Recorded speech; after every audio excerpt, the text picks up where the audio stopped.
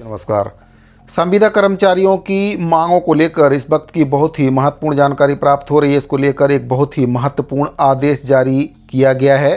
तो जो आदेश जारी किया गया है उसमें क्या कुछ कहा गया है और क्या कुछ संविदा कर्मचारियों की मांगें हैं, इस पर विस्तार से आपको जानकारी दूंगा। आपसे निवेदन रहेगा कि पहली बार अगर चैनल पर विजिट कर रहे हैं तो चैनल को सब्सक्राइब जरूर करें, बेल आइकन को प्रेस करके ऑल पर सेट जरूर करें, जिससे कर्मचारियों से संबंधित जो सभी प्रकार की जानकारी है उसका नोटिफिकेशन आपको सबसे पहले मिल जाए। तो साथियों, हम बात कर रहे हैं एनएचएम के अंतर्गत काम करने वाले संविदा स्वास्थ्य कर्मचारियों की। संविदा कर्मचारियों की कई प्रकार की मांगें हैं जिसको लेकर वे लगातार प्रयास भी कर रहे थे और अब उनकी मांगों को लेकर एक बहुत ही महत्वपूर्ण आदेश जारी किया गया, जिसमें 5 सदस्यीय टीम गठित की गई है।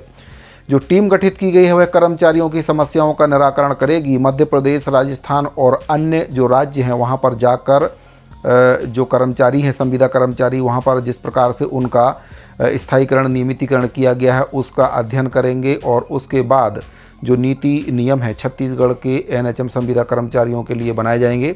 सबसे पहले हम उस महत्वपूर्ण आदेश के बारे में बात कर लेते हैं जो आदेश संविदा कर्मचारी जो एनएचएम के अंतर्गत काम करने वाले हैं उनके लिए जारी किया गया है। तो साथियों, राष्ट्रीय स्वास्थ्य मिशन की ओर से यह आदेश आपका जारी किया गया 3/2/2025 को, और इस आदेश में जो प्रति है श्रीमती रत्ना अजगले, संयुक्त संचालक वित्त, राष्ट्रीय स्वास्थ्य मिशन, डॉक्टर अजय शंकर कन्नौजे, उप संचालक मानव संसाधन, राष्ट्रीय स्वास्थ्य मिशन, श्री प्रदीप टंडन, राज्य कार्यक्रम प्रबंधक, शहरी राष्ट्रीय स्वास्थ्य मिशन, ये सदस्य हैं इसमें। श्री आनंद कुमार साहू, कार्यक्रम प्रबंधक M&E, राष्ट्रीय स्वास्थ्य मिशन, ये भी सदस्य हैं। छत्तीसगढ़ प्रदेश एनएचएम कर्मचारी संघ पंजीयन क्रमांक 9933 द्वारा नामांकित प्रतिनिधि, ये भी इसमें सदस्य हैं। अब इसका जो विषय है उसके बारे में आपको बताना चाहूँगा। राष्ट्रीय स्वास्थ्य मिशन के अंतर्गत विगत 2 दशकों से काम करने वाले संविदा स्वास्थ्य कर्मचारियों की लंबित मांगों को निराकरण करने बाबत इसमें संदर्भ दिया गया है। छत्तीसगढ़ प्रदेश एनएचएम कर्मचारी संघ से प्राप्त पत्र क्रमांक दिनांक 20/9/2024 पत्र में कहा गया है कि विषय अंतर्गत लेख है कि संदर्भित पत्र के माध्यम से छत्तीसगढ़ प्रदेश एनएचएम कर्मचारी संघ द्वारा लंबे समय से राष्ट्रीय स्वास्थ्य मिशन के अंतर्गत प्रदेश में काम करने वाले संविदा स्वास्थ्य कर्मचारियों की लंबित मांगों के निराकरण के संबंध में पत्र कार्यालय को प्राप्त हुआ है।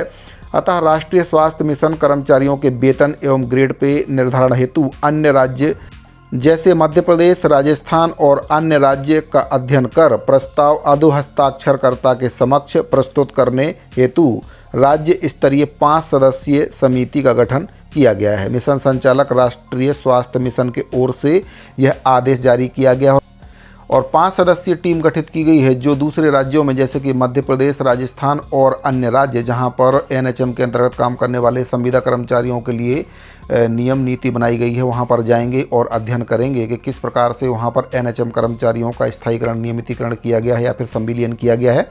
उदाहरण मैं आपको देना चाहूँगा, राजस्थान में कांग्रेस के समय में वहाँ पर एक नियम बनाया गया था जिसको contractual civil post hiring rule कहा गया है और उसके तहत जो संविदा कर्मचारी हैं उनको वहाँ पर स्थायीकरण किया गया है।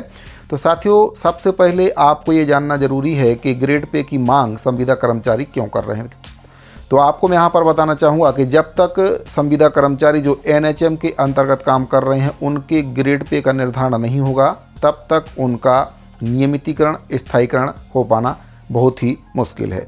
सबसे पहले इसके लिए ग्रेड पे का निर्धारण करना पड़ेगा। जब राजस्थान में एनएचएम के अंतर्गत काम करने वाले संविदा कर्मचारियों का स्थायीकरण और संविलियन स्वास्थ्य विभाग में किया गया तो सबसे पहले वहां पर ग्रेड पे का निर्धारण किया गया था और ग्रेड पे के निर्धारण के अनुसार ही जो वहां पर संविदा कर्मचारी हैं उनको वेतन का भुगतान किया जाता है।